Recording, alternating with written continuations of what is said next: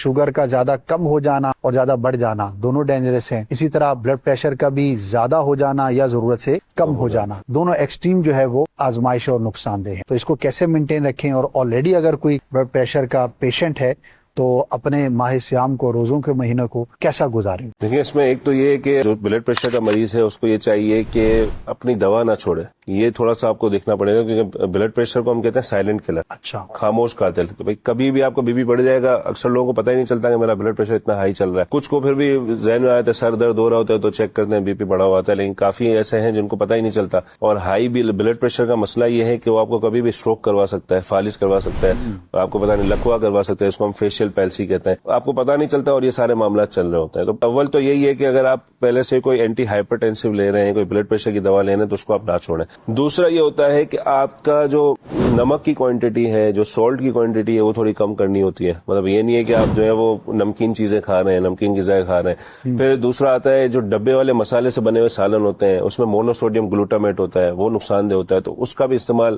کم سے کم کریں. کوشش یہ کریں کہ بازار کی چیزیں نہ کھائیں جب آپ اس طرح کی چیزیں. اور ایک طبقہ ہے میں نے دیکھا ہے کہ جن کا جب بھی معدہ ڈسٹرب ہوتا ہے تو ان کا بی پی بڑھ جاتا ہے. اچھا، تو پھر کھانے میں بھی آپ کو خیال رکھنا ہے کہ آپ نے ایسی خوراک نہیں لینی جس سے آپ کا معدہ ڈسٹرب ہو. جب ایسیڈک معدہ ہوگا، زیادہ جو ہے وہ ایسڈ بنے گی، آپ کو خود معدے میں جلن، سینے میں جلن محسوس ہو رہی ہوتی ہے، تو اس سے پھر آپ کا بلڈ پریشر بھی بڑھ سکتا ہے.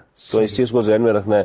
باقی بلڈ پریشر لو ہونے کے بھی بہت سارے ریزنز ہو سکتے ہیں، لیکن مطلب بی پی کے مریضوں میں بہت کم ہی دیکھا گیا ہے کہ بی پی لو ہو جائے. ہاں، یہ کہ بی پی بڑھنے کے جو چانسز ہوتے ہیں اس کو آپ نے تھوڑا سا یہ چیزیں کریں گے تو اس سے اوائڈ ہو سکتا ہے. صحیح.